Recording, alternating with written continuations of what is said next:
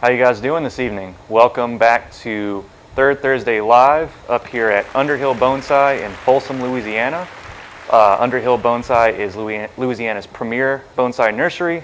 We have everything you could ever need here for the hobby, and it's growing in popularity, so you can come by and get your tools, your wire, your soil that we make ourselves in-house. We have all the fertilizer products. We just got some organic fertilizer in that we're really excited about here using on our older specimen trees. And we also have a really big selection of bonsai pottery available, everything from Yizing pottery and Chinese pottery, Taiwanese pottery, and even some American artesian pottery. And we like to carry various potters from across America that we find make really nice quality pots.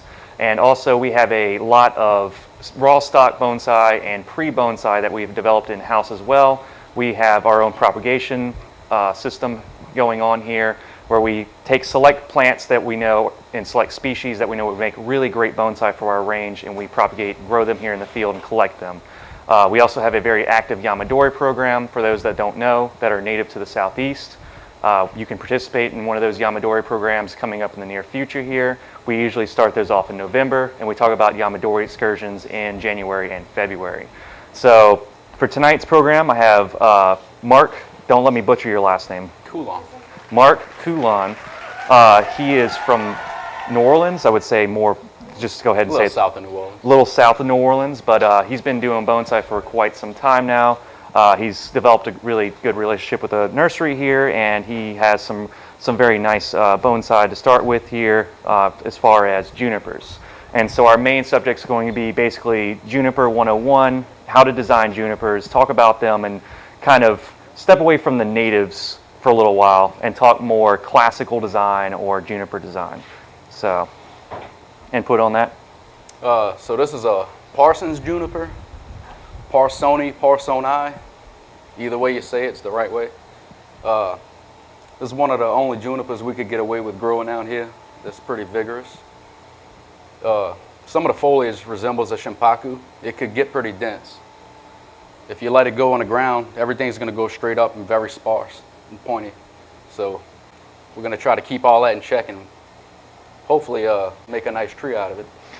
And it looks like you've done a lot of work to it. How long have you been working on this particular tree right here? This particular tree, I bought a batch of them year before last. Last year, I did the initial styling, some branch selection. Everything was going straight up like I just mentioned. So I wired everything down and hopefully get the basics, good foundation, a way to start to make a decent tree with it. Yeah, and I can see the work. I see that you don't have a lot of wire marking on here, which is great. But I mean, that comes with part of it, is sometimes junipers don't look bad with wire marks or any kind of that, or any of those kind of, Yeah, I guess, in the process. Wire marks too well. And so you can also make those wire marks into shari, Yeah. or help your lines of gin. That's something we might be able to get away with this tree. So let's go ahead and just spin it around a little bit, just so everybody that's watching the stream can see. And as we go through tonight's stream, this is going to be a very beginners oriented bonsai design type lecture and demonstration here. So if there's any questions y'all have, please drop them into the live chat. And Caitlin is actually monitoring the chat along with Doug. She's kind of, Doug's being a captivated audience. So if you hear any laughing, it's coming from him.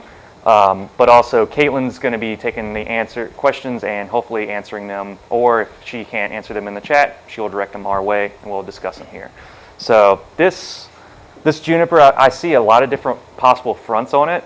But before we dive too far into what we're going to do conceptually, we can talk about like your original intent for this design. What were you looking at here? The first thing I noticed was the movement in a trunk line, which gives us a lot of options, like an informal, slanted. I mean, there's a lot of different ways you could go with it. So I'm gonna give you free range. You could cut off whatever you want. Yeah. And I'm gonna assist you. Yeah, I'm not gonna I'll try not to cringe too much. I'm not gonna do a terrible amount, but you said you like the informal upright, so can you give us if you see something better? Yeah, can you give us a clear definition of what informal upright means? Informal is where the trunk's not straight up, it's zigzag, but the apex is still typically on a base. Yeah. Correct. Yeah. And so for those who don't know that, formal and informal upright styles are some of the more popular styles in bonsai, especially in classical bonsai, which is it's going to be a breakaway from our typical programming here and stuff that we talk about with the bald cypresses, where I'm doing a lot of flat top designs or naturalistic designs with some of the natives that grow in this range. And so this tree, if we're going to be doing an informal upright style, one thing I noticed about it initially when you brought it in here is that if our trunk line negates up in this area somewhere, it's actually, the apex is technically hitting like this. So it feels like it's falling over slightly. And that was something that I noticed about it. So we were kind of playing around with the angle before the stream kind of came on this evening, and was kind of looking at the possibility of elevating this side of the tree slightly and go ahead and just get this into an actual upright style. Because here, we could use this angle here, and it would make something almost like a slanting style. But this trunk line does not suggest slanting style. It suggests more of a wandering back and forth informal type line. And for those who are wondering what I'm talking about, trunk line and stuff there, do you have kind of a little bit of an idea what I mean by that? What was that? Kind of get your definition of what I mean by trunk line. Oh, the movement from the base all the way to the apex. You can see this one has a good bit. It comes back. We could redirect that line. Yeah. Yeah. And so the trunk line really is based off of that. I feel like a lot of the principles for bonsai design really comes from the work with junipers that they had done, like initially, like the beginnings of making refined bonsai is based off of the juniper line, because typically when we design junipers, they're based off of one trunk, typically. When you get to a multiple trunk line tree or something that is considered clump or I guess like a connected roof, like a connected root style of some kind, then that's something that kind of sways away from this, from the typical design for bonsai with junipers. So one line is typically what we will see. This is not a deadwood feature tree, because a lot of trees that have a lot of deadwood, those are typical of collected junipers from from here. For us, it would be the Rocky Mountain junipers. And this tree is a nursery stock piece. Yeah, that's our only option. We can't go in the mountains and dig that good Yamadori like you see with all the deadwood features. So the best bet is for us to find a nursery stock that's already decent, or put one in the ground and let it stay a while. Did you find this one in a nursery container? Yeah. Okay, so you didn't do any kind of growing in the ground with it? No. Okay. Just wondering, because that could say a little bit about like the root system, because I do see how it the nabari is kind of covered up with this moss, which is something we could go in and actually remove some of this. So I think that's something that needs to be done now I'm looking at it. But yeah, back to the single trunk line.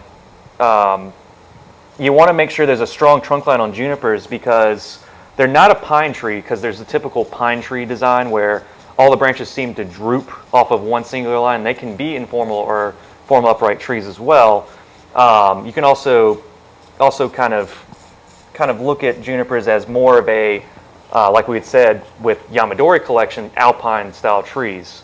And so when we're thinking about alpine style, I'm not thinking about the pine trees that are going to be the tall. Those are the canopy trees. Usually the pines, that's why you see them taller, more slender, or you'll see the different styles of pines if they have any kind of significant movement in their trunk with lots of deadwood.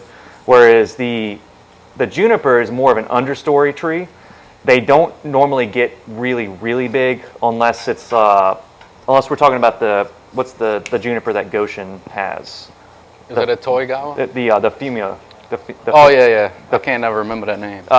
It's a sacred juniper. Those are the really tall, pencil straight junipers. They get really massive, or something like a cryptomeria look to it.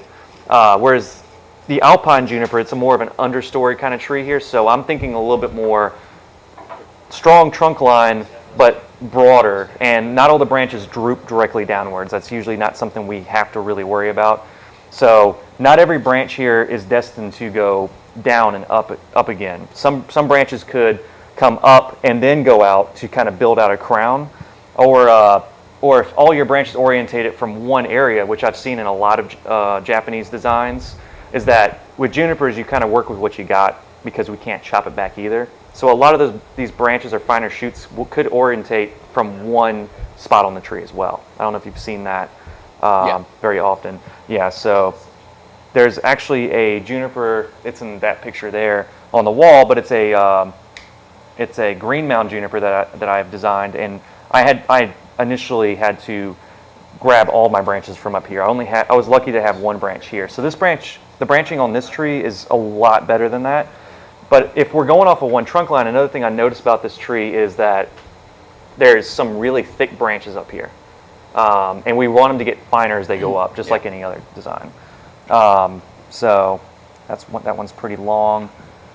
So let me look at it from this angle. Because right before the stream went on, we were talking about removing this one, right?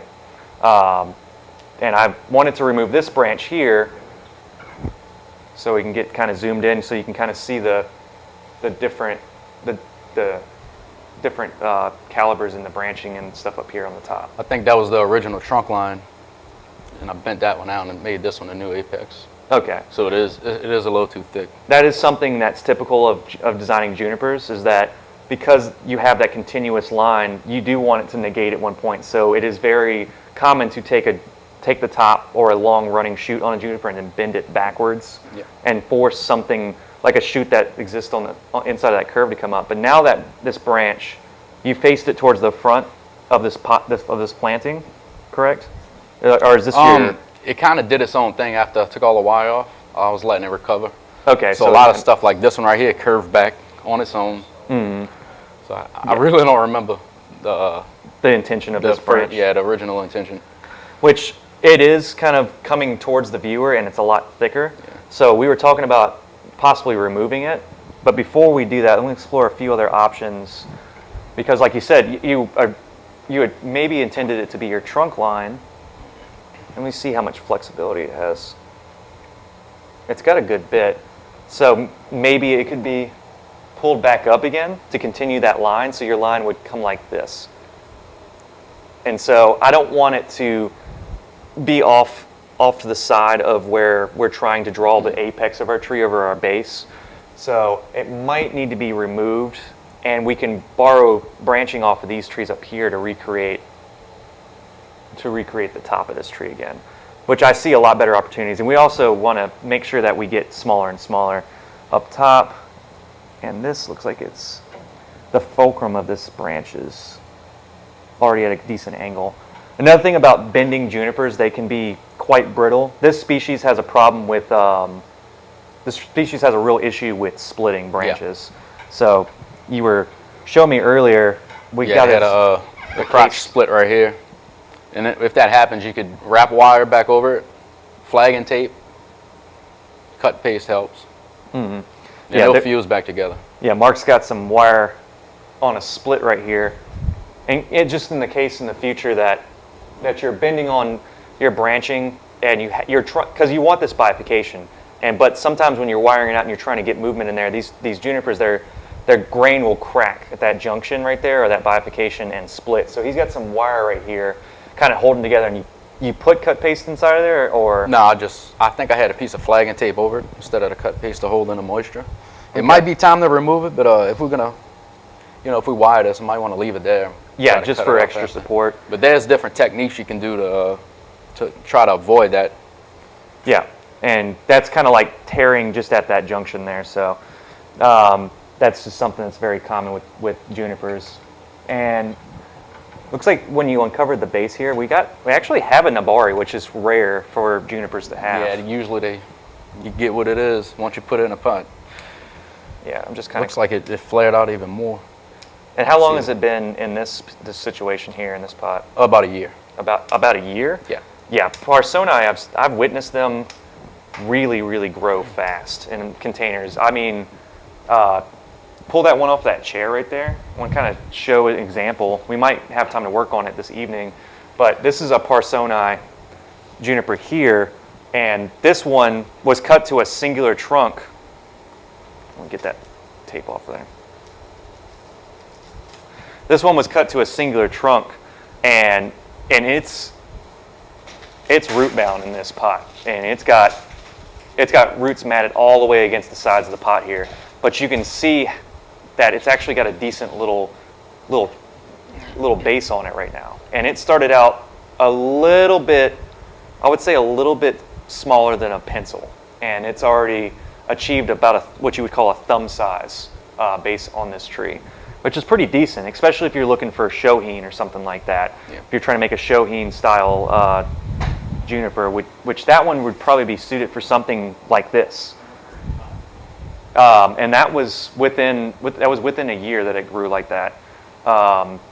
And so I would say I have a lot of high expectations for this species of juniper. But before we get too far into talking about the foliage, getting away from the foliage on this tree, one thing that does happen too is you said it kind of gets long. Yeah, so this one, it's going through like an awkward teenage phase right now. It's dropping immature foliage, which is, if you can see some of that yellowing, and the good way to tell that from if it's dying, yellow and brown. The yellow, they turn yellow when they start dropping the immature foliage, the immature foliage is the spiky ones, and this is more like a scaly bird's foot. Yeah, that's I good. don't know if y'all can see that. Yeah, and it kind of extends out really awkwardly where you're zoomed in right there. Yeah. See, I like that bird's foot kind of thing to it.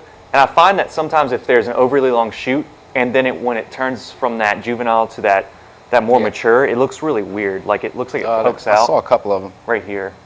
Yeah. There's a piece right there that's kind of weird. Look. Yeah. And that'll happen. So, yeah, we're all over the place on this tree. But yeah, let's go ahead and start kind of getting some wire on this thing and kind of thinking about where we're going to go with it. So I don't know if this branch is 100% necessary, unfortunately, Mark. Yeah. I kept it because it was lower. I hate to have, I got to step out of the frame.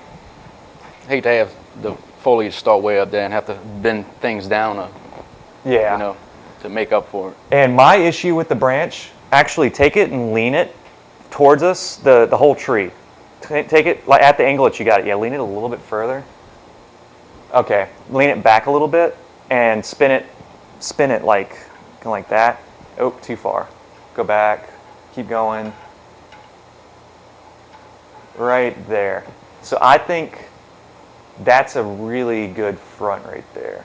So I'm thinking like right up in this area. Can you see why? Because it's... Yeah, the movement's way better. It stops it from looking so straight. When it shoots like that, it's more rounded from that front. And another reason why I cocked it that way too is because you don't want this trunk line to fall almost like straight coming out of the ground, because you notice that here, the Nabari actually looks like it wants to be like that. You see what I'm saying? And so it comes up and instantly travels over here. And then you can see might even get a shari line out of this right there in the front, coming up to this guy here. Yeah. Because there's this branch right here was moved in the past. It comes down, and then comes down to here. I think it would be pretty lovely looking. We could even maybe, well, I'm following the vein. It looks like your live veins are here. This is a little tricky here because this right here is in line with this. So we might try introducing a really skinny one and seeing how it affects the tree, and then kind of gradually open it. Yeah. One thing about these, when you do shari, it rolls over very quick. It heals probably twice as fast as other juniper species I noticed. And something that would be extremely beneficial. This one's starting to roll over already, and this is maybe, I don't know if you want to zoom in.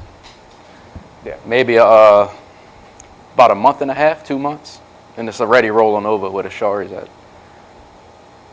And that's really cool with this species, because one thing that you want to do is Mike actually told me this, was if you create shari and then it starts to heal over like that, you let it almost heal over all the way, and then you peel it again. Yeah. And again. It gives you layers to your shari look, which would be really cool for this tree.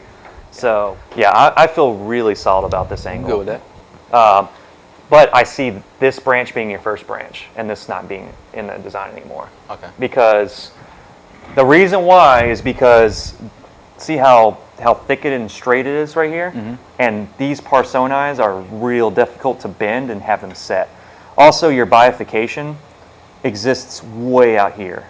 You don't really have much to work with. Whereas this branch has a nice little curve, and you have a bifurcation that's closer to where we're potentially going to have the crown of our tree.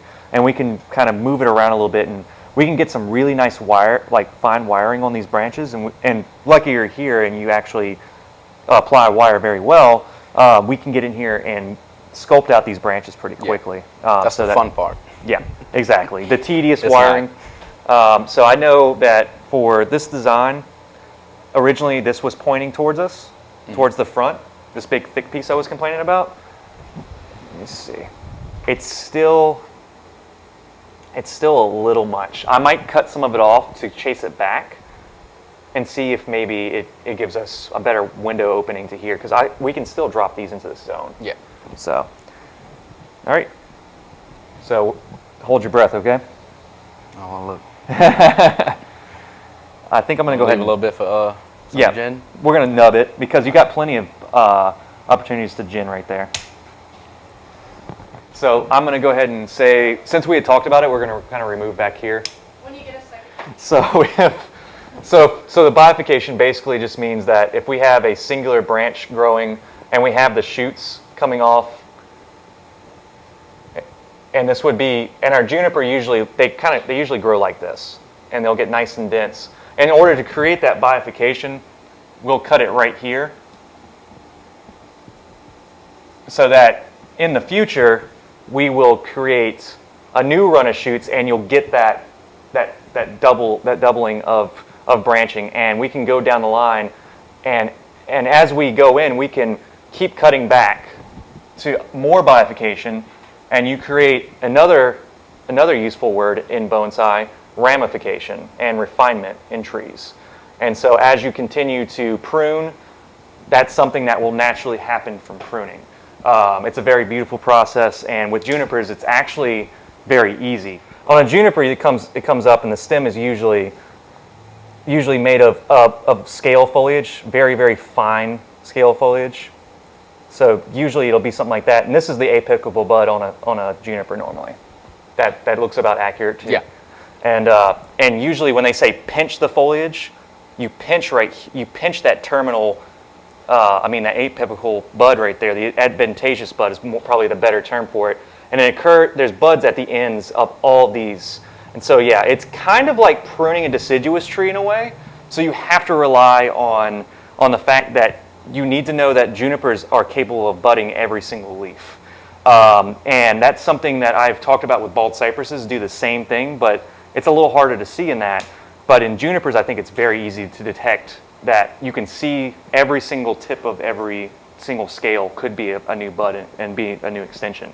That's how you create bifurcation, and that's a long-winded explanation of what it is.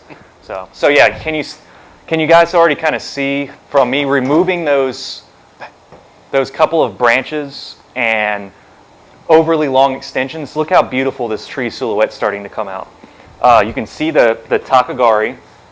For you guys that don't know out there, takagari simply means the visual trunk line from the trunk base up to the first branch. That's your takagari, and that's the most important part of your entire tree. And so when we're building out a tree, we want to keep in mind that the viewer's eye, how it travels through your tree, is going to be based off of what this looks like. And this is a very powerful, very elegant looking takagari. It's very feminine. It moves a lot. It has a lot of great movement in it. And you want to go ahead and start stripping that to make the gin on that side out of that. And we can kind of zoom in so that Mark can kind of demonstrate how you make the gin. I want to see how he does it at least, so that we can learn off each other. Just so it don't go on a trunk, I'm going to make a slight little cut.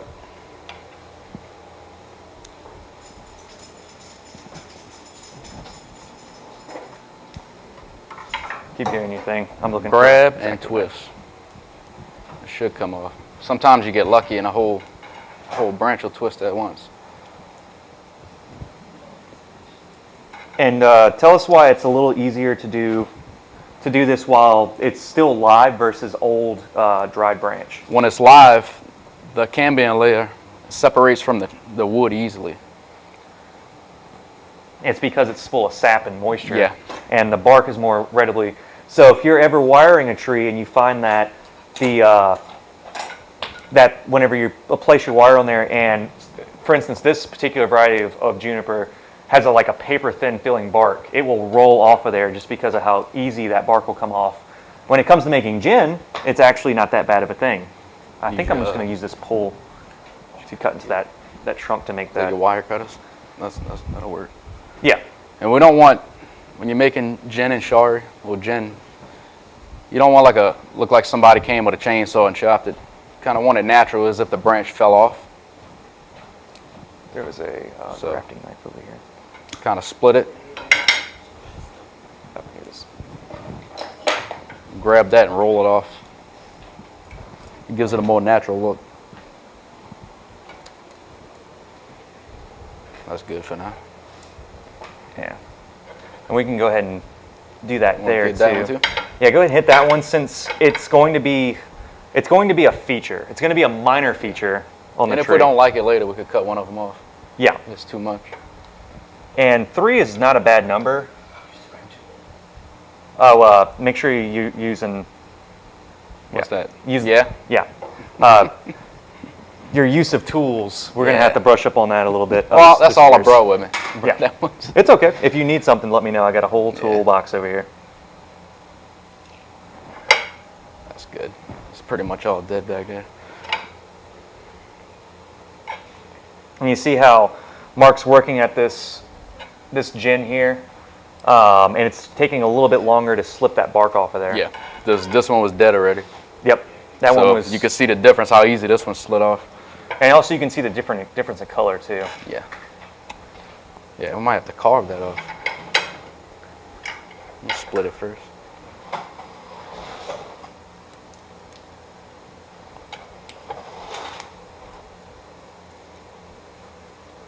Yeah, we've got a couple of gins down here.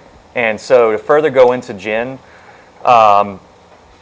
since we're going full beginner level here, gin is a deadwood feature that is normally used on junipers. You don't see it a lot on pine trees, believe it or not.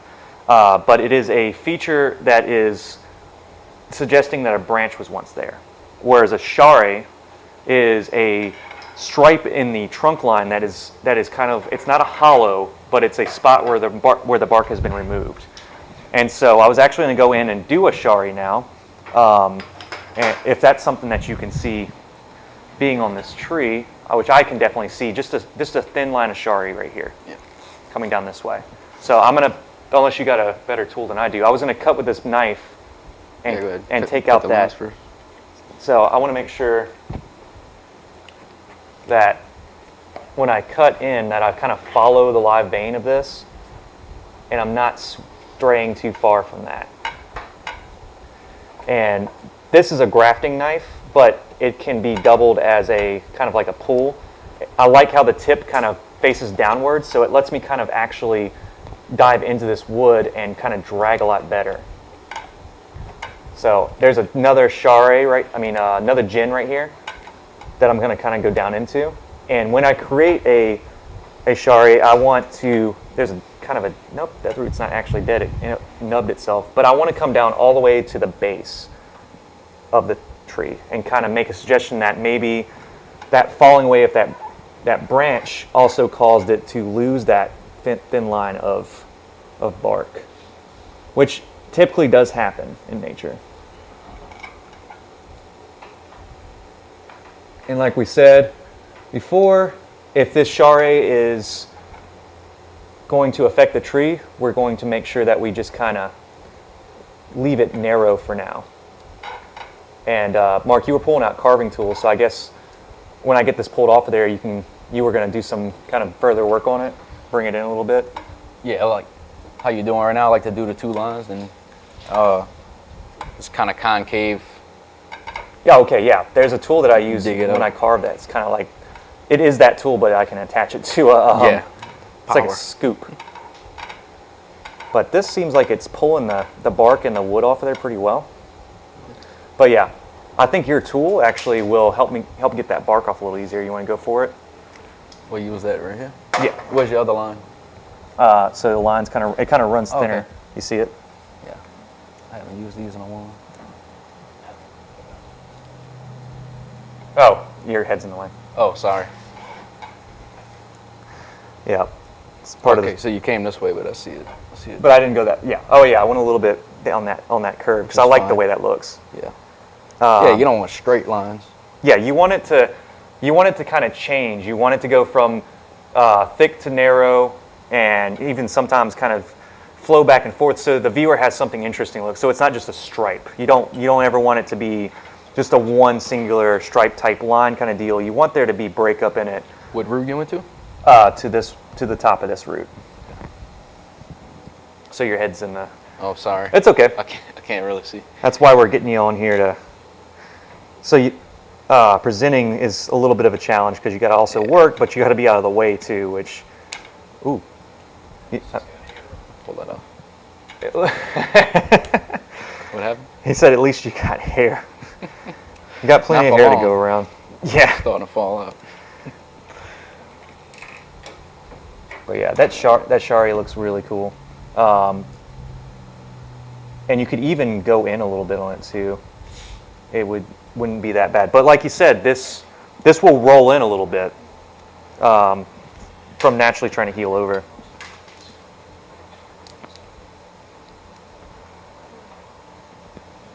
You got a little separation where the roots go. I might have to dig in a little further, Okay. which is fine. Give it some depth. And there's there might be some out there that they're watching and they're like, you might have a juniper that's sitting in your collection that you're like, oh, I really could do that work, and you would be scared to do shari or ginning or any kind of major branch removal like we are doing here. Really, you want to make sure your plant is in tip-top like health before you really take on this kind of undertaking with your trees.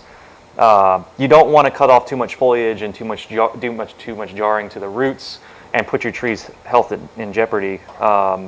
So don't take this and run with it. Make sure that we grow nice, healthy, strong trees with lots of foliage so that we can in turn go do work like this. But if you do have a juniper sitting in your personal collection that you pull to the side and you are thinking about doing this, the best way to do it is simply just to go do it and see what happens. Get yourself a few expendable trees.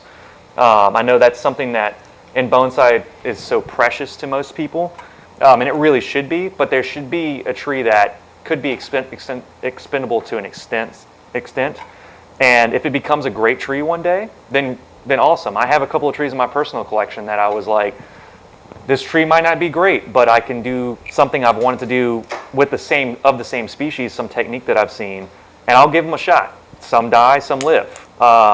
And I've been fortunate enough to have some trees that are just been durable enough. And I've found that these Parsonii, I've done some really crazy things to them in the past couple of years I've been here, and they just bounce back from just about everything. Shari work like this, major truck bends. I did a bendathon last year in November where I really bent some of these guys, and they bounced back from it really well. So I'm seeing another piece here, but we can worry about this. Might be a good anchor piece. So let me see what you got there. Yeah, that's pretty awesome. I like that. In the future, with the gin pick, we'll kind of take out some of this stuff here and kind of connect it more. But other than that, I think that's pretty awesome. Now, in my personal opinion, Mark, I think these two gins are distracting. Okay. So You can always take them up. you can always kind of nub them down. Can't put them back there. You can't, yeah, exactly. Although I've heard suggestions of gluing on pieces of deadwood, which could be, yeah. To me, bonsai needs to be true to form. It doesn't need to be stick and paste on stuff like you kind of do these things every once in a while, which it's totally fine. Tanuki graft? Tanukis, yeah. You can take a piece of deadwood and incorporate a whip in there, but whenever we do designs with trees and we want to do this type of work here, we want to make sure we don't go overboard. Then that's one of the things why I remove these gins is because I don't want it to be overboard. Not every branch is destined to become gin. But let's see. This one actually doesn't look that bad as Jen. Yeah, it's a good visual breakup, but the original branch that was there, it shot the movement off way too fast, and it lost all visual interest in the top part of the tree, which is a really great part of this tree. So now we're going to kind of move to the first branch of the structure.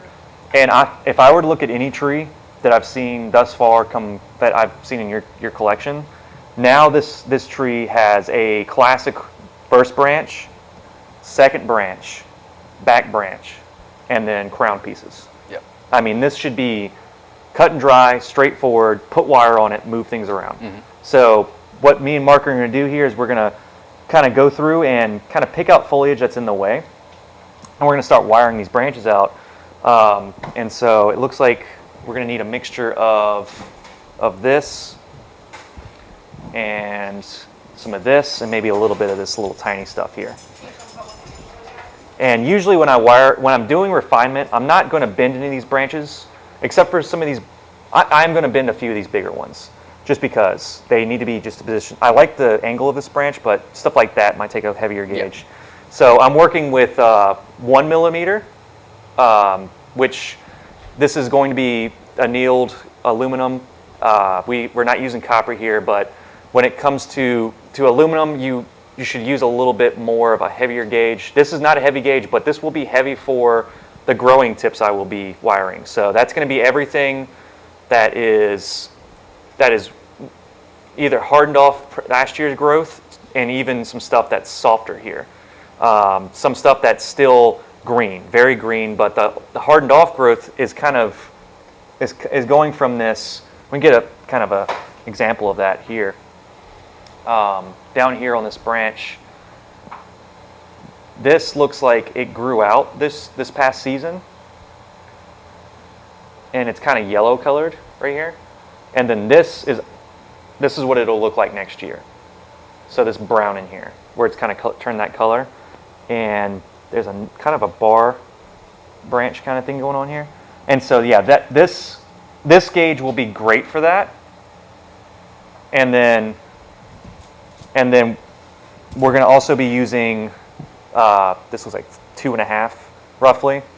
We're going to be using 2.5. This will bend this kind of stuff here. Maybe I like using slightly smaller gauge wire, because if we can't bend the branch, then we go ahead and apply another run of the wire instead of going with something that's too big, like this 4. If we put too big of a wire on this branch and we're fighting it and really not being cautious of how the wire is rubbing against the bark of the tree, then we can start losing control. We can strip bark off and girdle a branch. Like we say, you can't put it back. So sometimes it's better to make 2 runs of wire. It's easy to handle. And Mark has a technique of using wire. It's like a stranded wire technique. Yeah. And while I'm wiring the tree, I actually want to bring that white board behind you so that people can see the wire better and explain that. And okay. Yeah, it's awesome. I did not know this. You can draw it as well. So if you got branches like the ends of junipers, once all your main branches are wired down and stuff, you get the splitting of a bunch of little ones.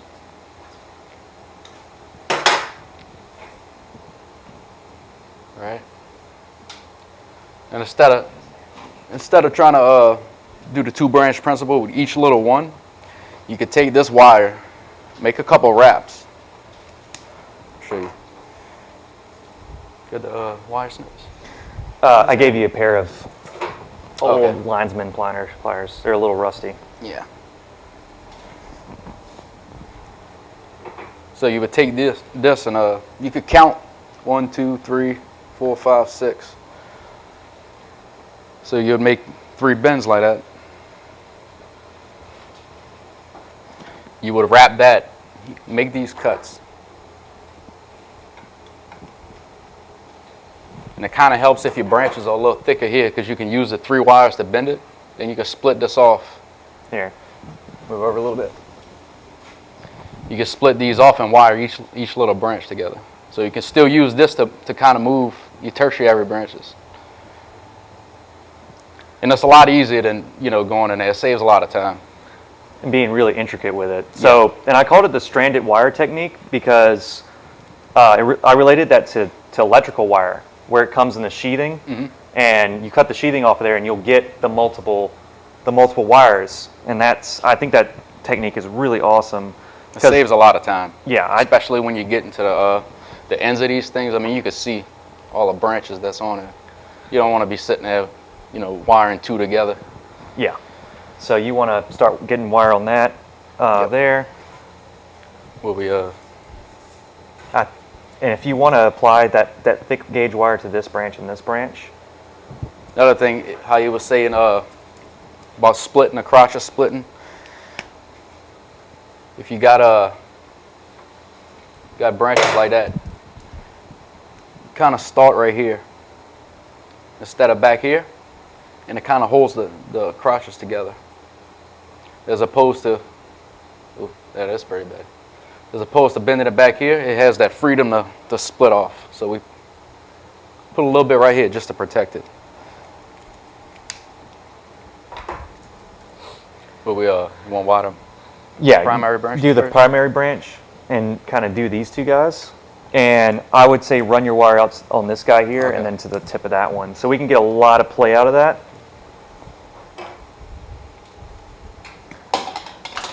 And when we apply our wire, we want to make sure that we have consistent I guess angles is the right word for it. Get consistent angles on each bend of the wire.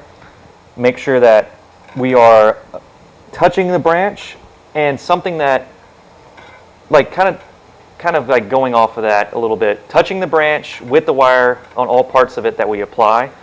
So meaning like every single bend of it should be making contact with the branch we intend to bend, and you can only bend with the direction of the branch. I mean you can bend the branch in the direction of where the bend of your wire is. Should have cleaned us up first, but it's okay. You got time. Yeah. And so I put 2 strands of that wire on here, and see I can move it freely, but I'm not going to be crazy with this. I'm going to be making gentle suggestions of moving this around. Yep. We do want to take this branch here and lay out these branches in a way so it doesn't just look, got a glare on it. There we go. So it doesn't just look like one straight line with straight lines coming off of it.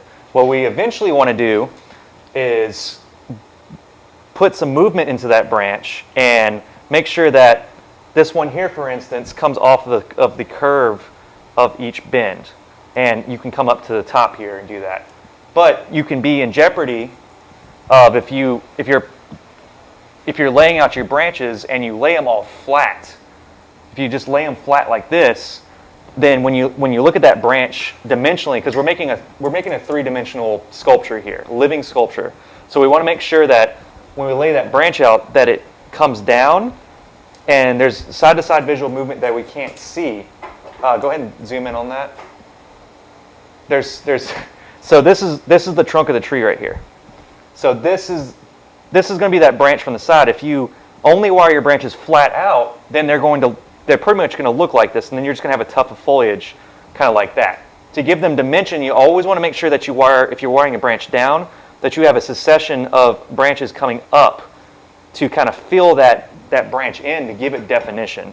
And I like to every once in a while have a juvenile branch, kind of like I would call like a scraggler kind of a piece here, could be off and kind of like drop down below even the main part of that canopy of that branch.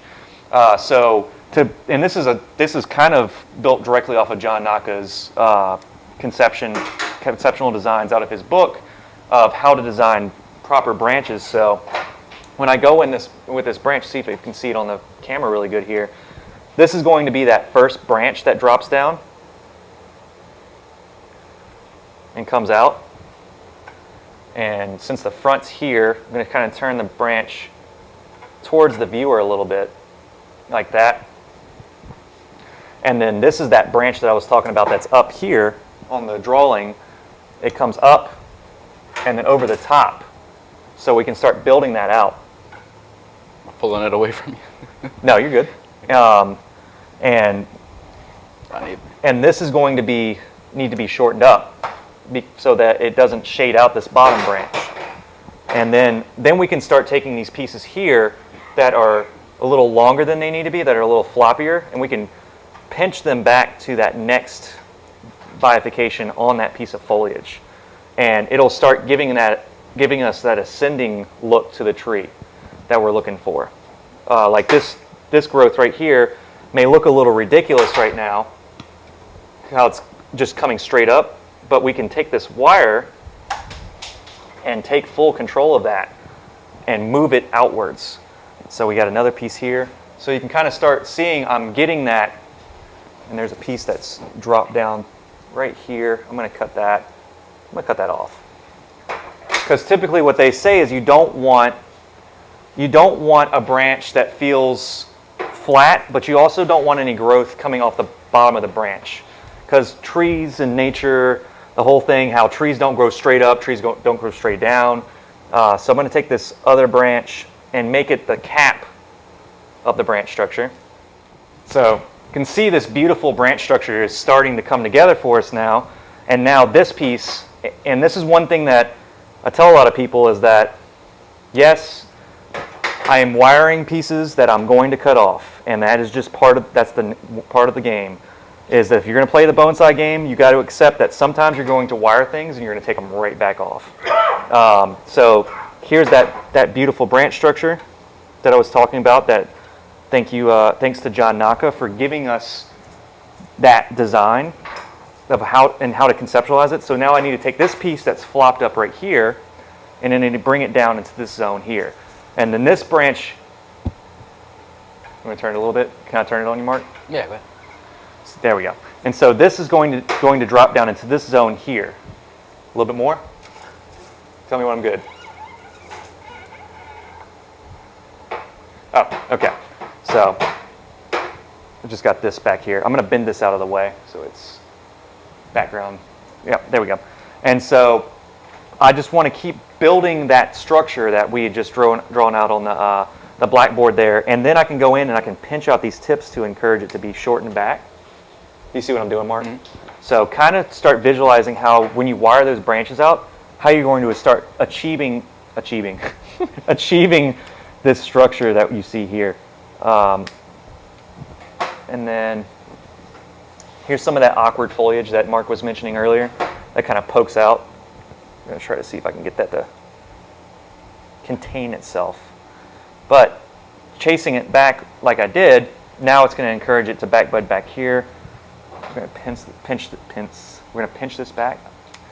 I am full of misspoken vocabulary words tonight. And then I'm going to kind of clean up underneath here before, this evening. I need a really, really thin piece of wire. You got that wire over there? Yeah. Okay. Oh, good. Yeah. That's that gauge? Yeah, that gauge. Okay. And so I'm going to go ahead and go in there and capture this piece here with a piece of really thin wire. That was the wire I was using to hold this together before it became a conundrum. There we go. Kind of did that little technique right here. Split it off. Yeah, you did that with a heavier gauge wire. So I've got a piece in here. And on junipers, I don't remove pieces of foliage that are in. So you've probably heard us say the crotch of the branch, and some of y'all have probably been snickering a little bit. But that literally means where there is an in-between bifurcation on a branch, that is literally called the crotch. That is a horticultural terminology. Horticulturists use that term a lot as well. But in junipers, when I'm designing these trees, I don't take those out because we're always looking to reduce back down to another finer piece of material. So I'm gonna leave this piece hanging off the bottom, and this is gonna be that juvenile quotations. That juvenile looking piece that hangs off the bottom, but that gives me that extra in there, that lanyard that I need to build that little tiny branch into potentially a primary piece of this branch structure on this main branch in the future. So don't go in there and start peeling off all your really fine stuff, but also it's going to be a little bit of pain in the butt trying to get wire on this really fine stuff. So that's why I use this really thin gauge too. And I'm glad for all of my explaining I have someone that applies wire like Mark does, because it looks like he's got the majority of the main structure done while I was kind of going on explaining this. All right. And That's gonna die. you think it? Nah, I smashed it. You Might as smashed well it. cut it off. That way it's not brown later. Yeah. Which one was it? It sounds like Mark knows how to cut his ties pretty easily with stuff. Yeah. After watching you take that branch off, I'm like, okay. You saw after I took that branch off, you're like, oh, less is more. Yeah. And so this, even though this is doing a no-no and it's coming out of this centerpiece here, I still need it to build this structure. So junipers, every once in a while, when you build their structure out, can break some of the rules.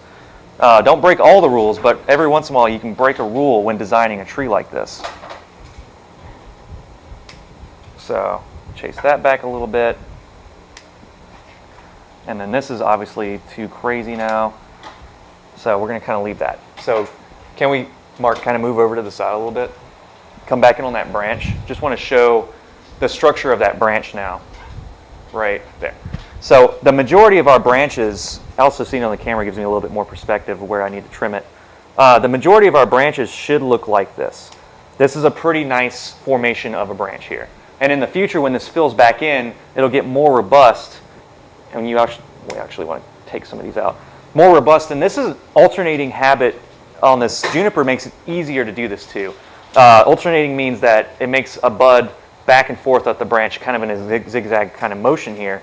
So this has come out very nicely here. I'm very happy with the way this branch looks now. And never cut the junipers like you see on TV, how they just snip the tops like that. You go in there and get the branch off, because if you just cut it like this, all the tips are gonna brown. Yeah. So one of the things that you could do with that technique too is like this piece of foliage right here. See how they got that little growing tip right there? Inside of that junction, you can see where the finer pieces of foliage are. And if you cut it to where it bifurcates, now we know that word, you go in and cut out the center piece of that and see how now it's flat. And then when you go to wire, you can lay your piece of wire.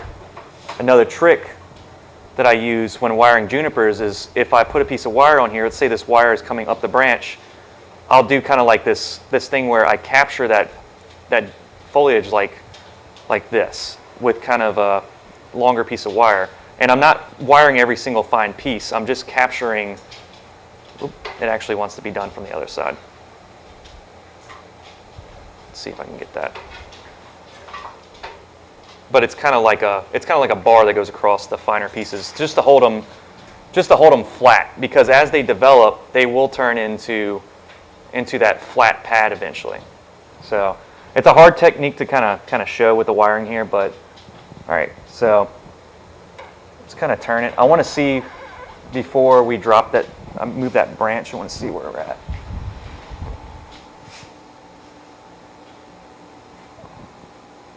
You know what? That first branch needs to be moved. And luckily it already has a curve in it. So go ahead and throw a couple of heavy pieces of wire. I would put 2 pieces of wire on that first branch. Okay. Because now it's kind of pointing awkwardly off into the... Yeah, double it 2 up? of those. Double it up. I'll wrap it around And we're only going to be worried about bending this area right here. I'll use that shard to anchor. Yeah. Especially when you're making heavy bends like this, you don't want to just, wrap it even around the trunk. They'll scrape the bark off. Yeah. You're gonna anchor to this. So explain what you're doing right there, Mark, because that's a nifty little thing you're doing. Just bent the wire. I'm gonna use that loop to anchor around the shard right here. To double it up. Yeah. And even if we don't use that in design, it became pretty useful. Yeah. It's probably going to cover it by the foliage mass, honestly.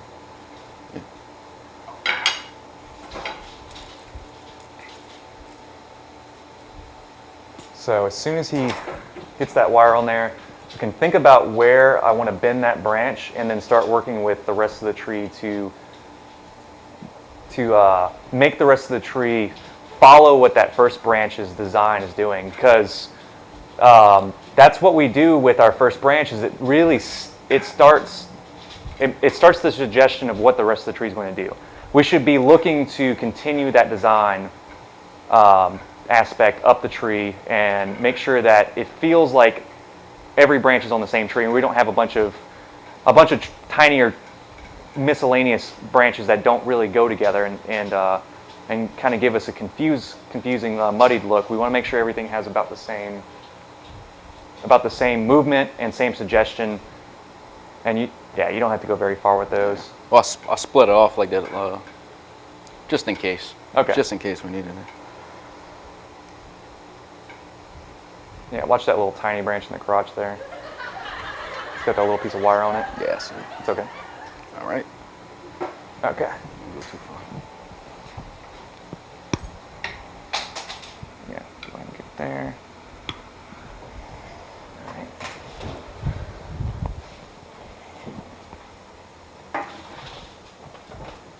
And I'm just going to bring the branch in because it's so straight in the nature that it is. It's got a curve here that you can't really see. And when I'm bending on Juniper, I'm making sure that I'm being cautious of the where it emerges from the trunk here. And this branch already has a little bit of a curve in it, so I can kind of use that to my advantage.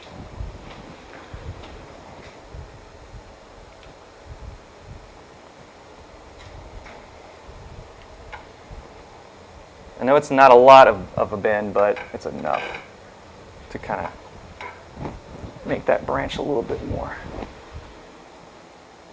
Yeah. And now it actually needs to come this way a little bit.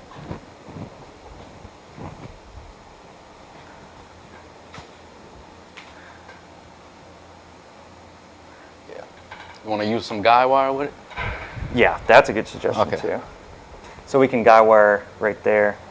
Because the aluminum wire, you can use it then, or the slightly thicker stuff. The aluminum wire is good at bending, but for junipers they're a little more stiffer of trees, so we're going to use a guy wire to. So which way are you going with it? We're pulling it this Come direction. way? Yeah. You use this. Okay. that. Use a piece of wire that's already holding it down. Yeah, that's one thing with junipers is that they have the tendency to be very, very stiff. And so you might bend it and it might rebound on you. So with the help of this wire and also of this guy wire, we're going to feed it through. And when we apply a guy wire, we never want to put the wire onto the branch that we're moving. We want to find a piece of wire to be able to grab it. And if you're wanting to guy wire something,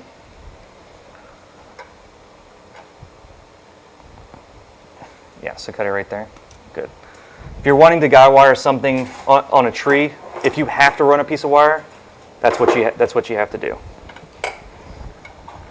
And usually whenever you make a guy wire, you want to get the pieces kind of thinned out right here, make sure it's nice and narrow, and you want to pull and twist just like if you were anchoring the tree down in the pot. Yeah, a little slack in it. Yeah, and go ahead and get that slack out. Careful. Okay.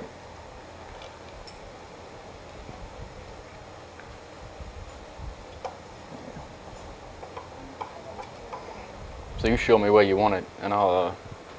Oh, it looks like can hold doing it that a down little for you. bit. Yeah.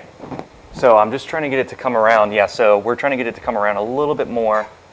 That's bothering me. That kink in The there. slack in it. I'll show you how to get rid of that in a second. Not too much. Okay. All right, See. so hold it there. All right, I need to come from this side.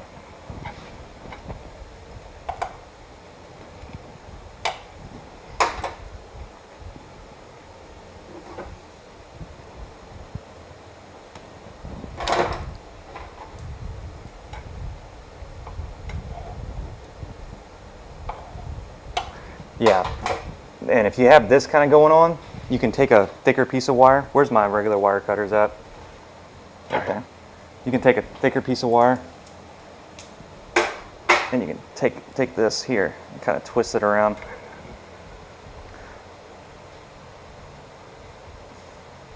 You can use that technique to tighten it too. Yeah, to bring it in.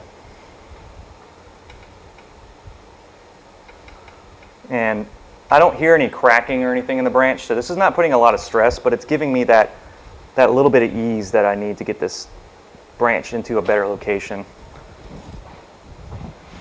Yeah, that's a lot better. Okay, I like that a lot better. And it's not, the branch isn't way off over here. Okay, so based off of where I've got that, I can definitely tell that the top of this tree needs to start kind of doming up. So we can bring this foliage and fill in this zone here. We can bring this stuff around. So I don't know if this gauge is heavy enough to bend this over. Should be. I watched the... Yeah, that split right there. Yes, already. I think it's split before. If you want to go ahead and apply a safety piece right there if you want. It's not really anything though. It's kind of... It's already kind flat out like that. Yeah. I'll just hold it.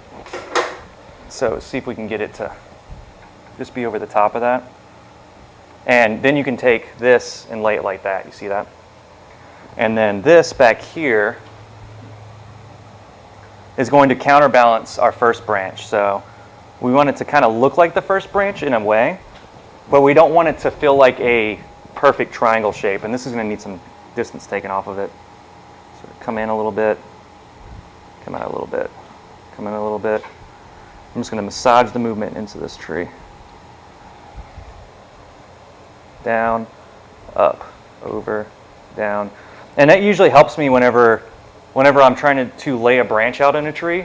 I want to kind of massage the branch back and forth. It starts loosening up the fibers in the branch, so it's less likely to break. It has a little bit more flexibility. Some branches have dead wood inside of them or dead veins inside of them. And so that might also cause issues with bending a branch.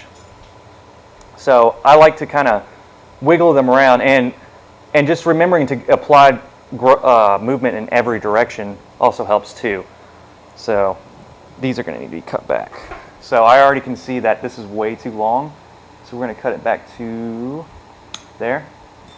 And this back to, I bet you feel great me just lobbing the stuff off of there. I'm just like this and this and this. And Mark's going to step It's back. easier when somebody else does it for you. Yeah. Than cutting it off yourself. So yeah, see how this is now let me get this branch out of the way.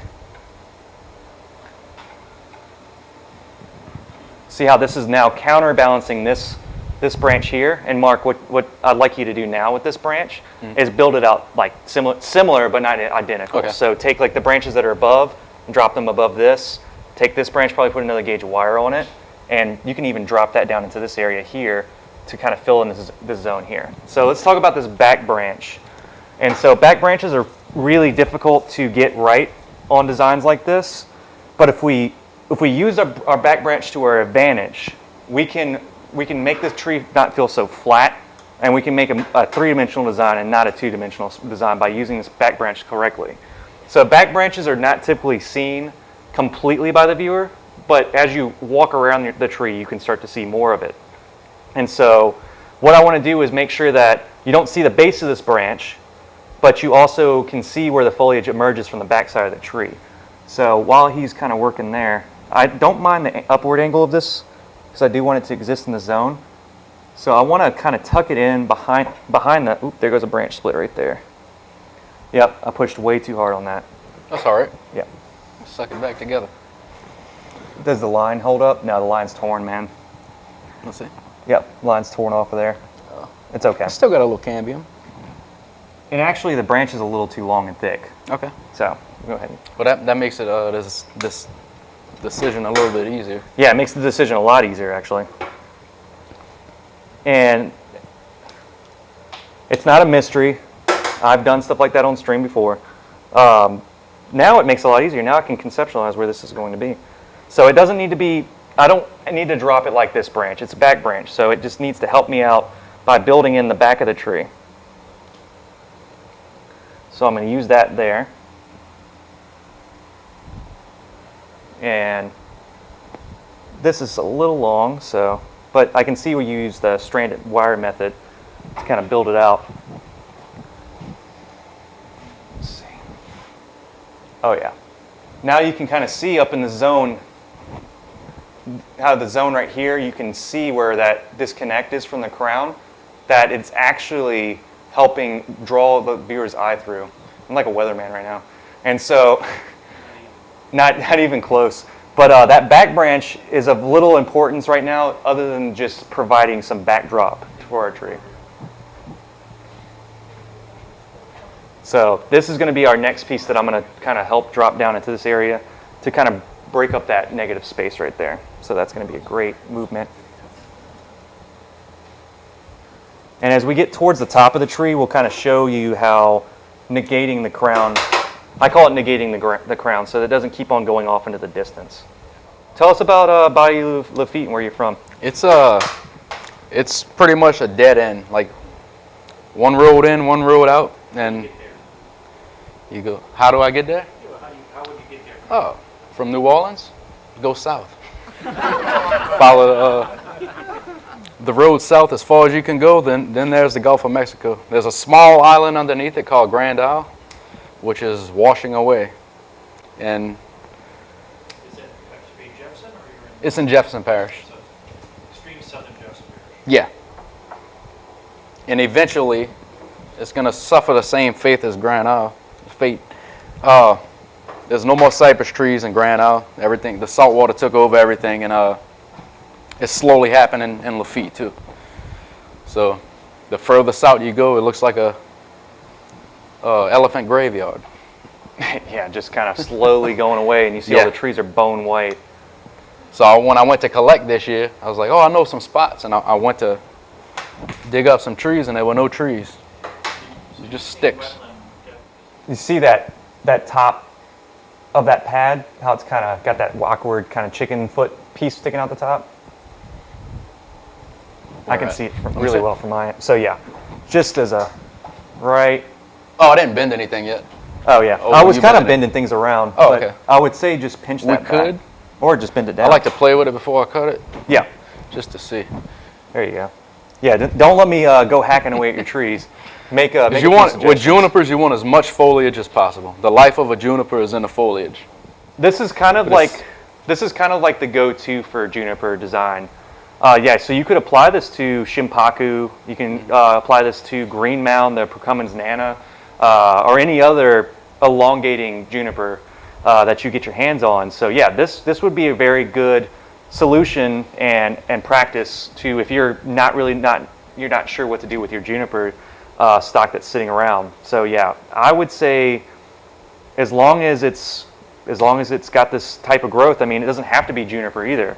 You got cryptomeria and spruce and hemlock and all kinds of different species that have a similar foliage type that you can do this type of design to, and apply these principles to as well. So we're getting to the top of the tree now. This back branch area, I need to shorten it a little bit more. But like Mark said, he's like, "Whoa, slow down. We need foliage on here." I do agree with that. But if we do need to chase back, we will chase back. So once you're done wiring that out, if you can catch the back of the tree right here and just lay these pads a little flatter, and I'm going to get onto the crown up here. You want me to catch this? See, there's this floppy pieces back here. Yeah. Start get some little thin pieces of wire and just lay those out. So the top of the crown, I've got a branch that exists right here. This is actually a really nice branch. It's going to actually help me build my crown. I'm not going to go ahead and get rid of it because in most cases, most people would say get rid of this branch because it cuts across the trunk line and it also comes out towards the viewer. I'm actually going to use it as this way. Sorry, Mark. Very good. I'm also going to use it as what I've heard other practitioners call a front branch. Now it's kind of awkward to say that we want to go with all the rules here and say that first branch, second branch, back branch, but you never hear anyone say front branches. Front branches exist in bonsai. That's how you build a crown. And so you have to. Doug's shaking his head, and it's becoming more of a modern thing. So as we've seen with kind of the way me and Doug had back and forth, it's kind of a classical way, an old school way to look at it, to say that there are no front branches in bonsai design. But in more modern designs,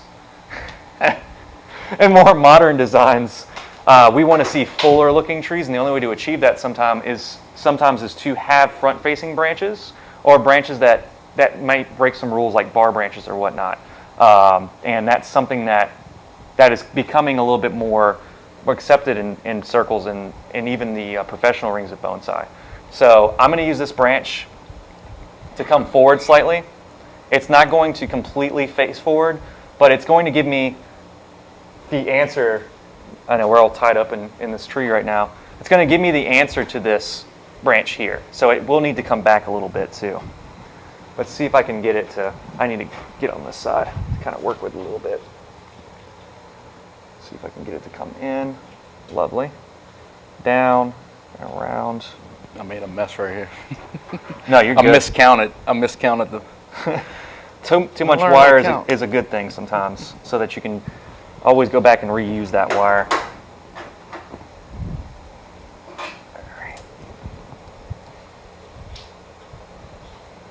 And as you see, my goal is to narrow up the design, the silhouette of this tree as I go up. And not every branch in a juniper needs to come down. They actually can ascend to a point, but when they ascend, they can come back down again. See how that helps me compress that branch so it's not all the way out here anymore, it's back in the tree. And then I can go in and chase it back some more by pinching out the tips here. And this tree naturally has the ascending pieces of foliage on there too. So this is a nice piece here. This is going to be a combination of apex and not apex. So this top piece here, I'm actually going to bring it towards the inside of the tree to compress it. And compression is actually a terminology that you can use in art. Just regular, we're talking about regular art, is whenever you take something that is long and straight and you bend it and it appears to be shorter. And we do the same thing in bonsai here. So let me get a piece of wire on, oh, that's a great piece right there. On this bushel right here, there's a branch here bugging me. I need to get a piece of wire on real quick. Yeah, I might cut that off. You having issues with your back branch? Not too bad. Just the bait and weather. I should cut that piece off, and that might be all right.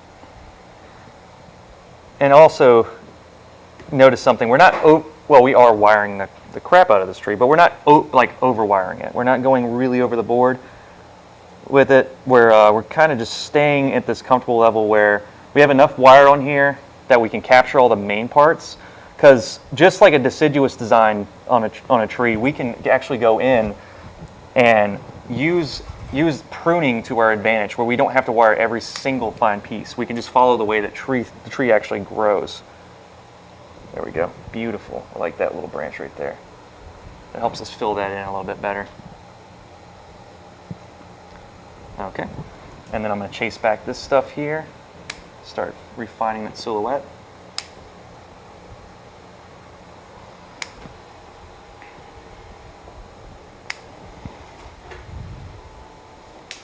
All right. And this front-facing branch is giving us definition to the top. Oh yeah, that's coming out really nice.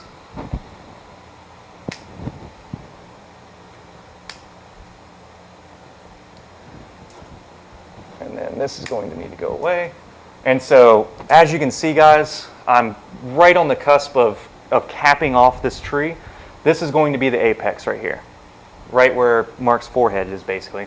But you can see that now we have a back and forth on the tree, and the silhouette is getting nice and narrow as it is a very slender tree. So I'm going to bring this tree, this branch forward slightly, and then I'm going to throw the top backwards. So yeah, sorry, I had to get up in your space. No, you're good. I just want to check it out. So forward slightly, nice and easy, and back. And then I can use this part of the branch, or the new apex of the tree, to help me give another dropping branch aspect to it. Smells like Christmas right here. Yep.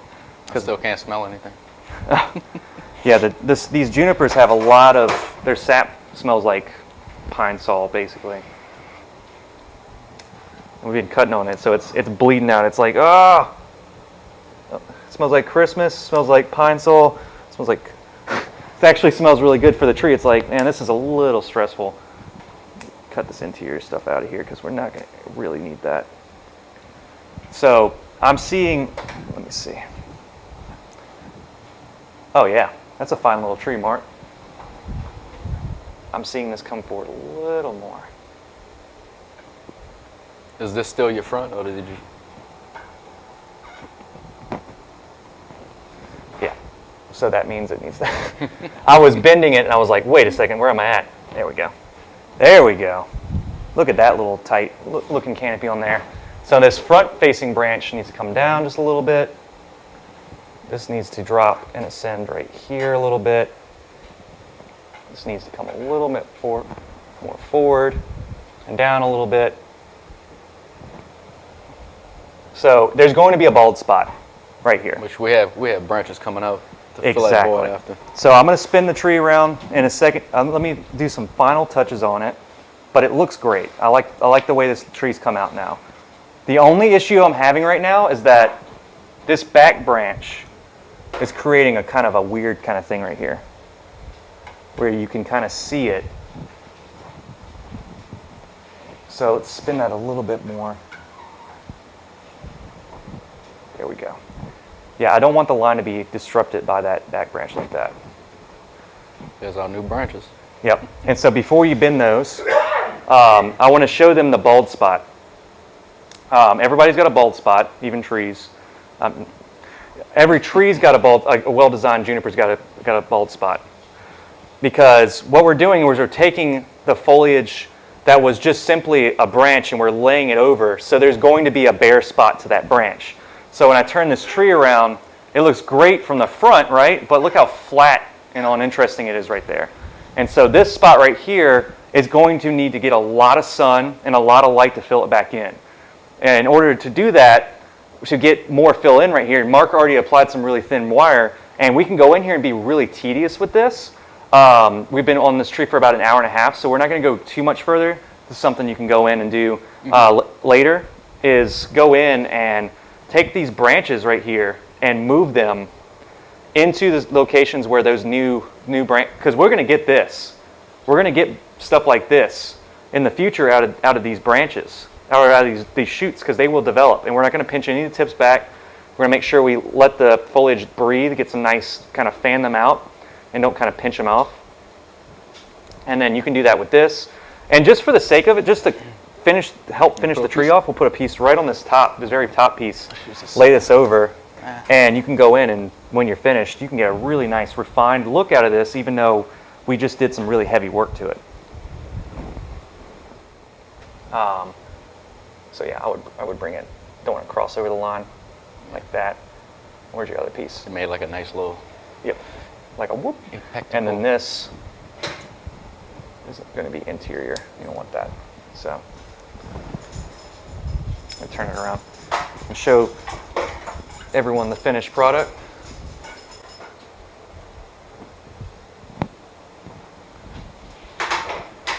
And this is ascended really far up right here.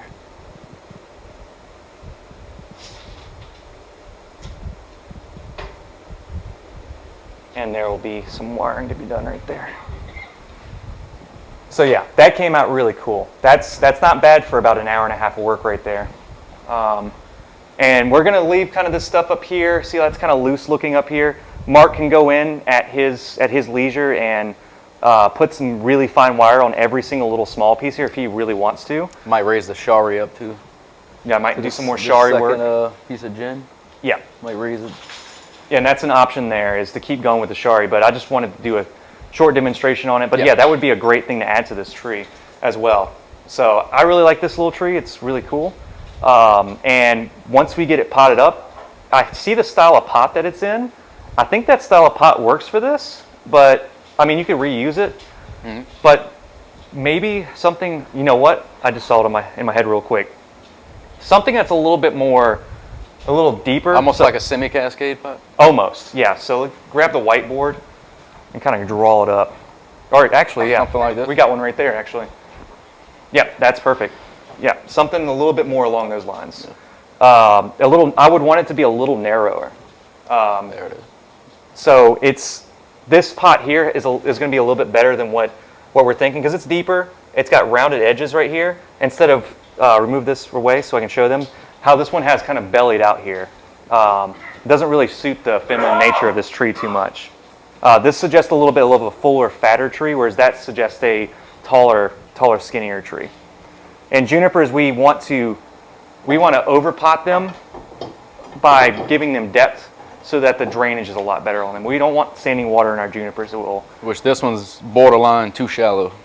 Yeah, it's just a little too shallow for this tree, believe it or not. Because we're always trying to get that go into a shallower pot type thing.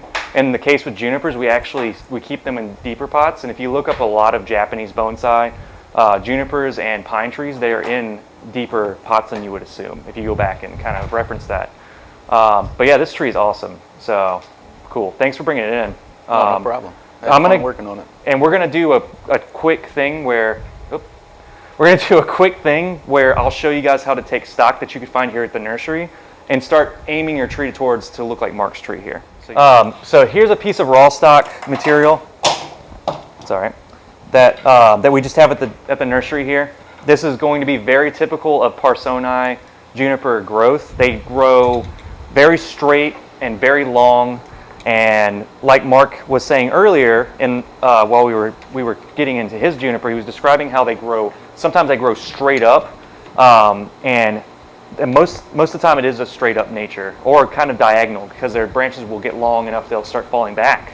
And so yeah, you will see this a lot in these junipers, and you can kind of see the nature of how Mark's tree looked versus how this one looks. They do have the opportunity to get real bushy. These trees just have been allowed to get really, really dense root systems, become very, very root bound. I mean, that's all matted roots right there. None of that soil. It's not like I picked this tree up and all the soil just fell away. It's grabbing its soil. So once you cut all the branches off, give me that one that's right there again. We showed this one a little while ago. If you cut all the branches off and assign the tree to one singular trunk, you can get that really nice, big, thick trunk again. By assigning all the energy to that one trunk. And we can start building really good juniper pre-bonsai stock like this. So yeah, see how this is all contorted, a bunch of stuff going on? Cut it down to one trunk and let that grow for about a year, and that's what you can get. And then after a year's time, the picture that I posted for this stream that I was holding, that was, if you guys go back and look at that tree, this is that tree. It started out just like that raw stock piece with that singular trunk that I was holding. And I did a little bit of wiring to it, and I started introducing some movement to the branches. And this is the tree after one session of wiring and refining back the growing tips of the tree. And you can see how fast these little junipers. I'm looking at my back dropping branch right here, and it's so low, it's below the pot in this aspect. Might have to remove it in the future. We'll see. So, Mark, you had suggested that this would be a cascade. That was one of the options. I see that see how this trunk line is really strong? Mm-hmm. So there's a trunk line in there that's really got an aggressive bend in it, but this guy right here is cutting into the way of it. And it looks like it fused in. Did it fuse in there? So I was saying you could dead this whole top, make an interesting deadwood feature, and then cascade it. Okay. Not too big on cascading every juniper. Watch your hand, but I don't want to lob your finger off. Wait, what? Let's let it fork off right here. Oh, you want to keep the gin that high? Yeah. Okay. Yeah, I mean, we can always take it off. So, down to one trunk line. And it won't be a tanuki graft.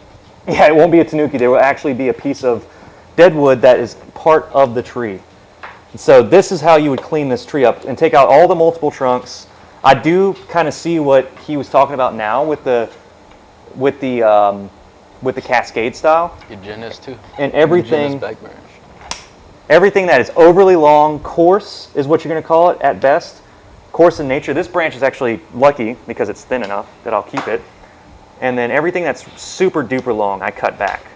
And then I kind of clean it up. See all this interior stuff that started yellowing and started dying because it was getting overcrowded by the top foliage?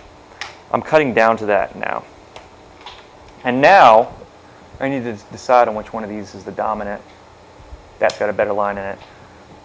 Now I'm going to allow this piece here to run and make that into my new tree right there. So see how I cut it down to one singular line?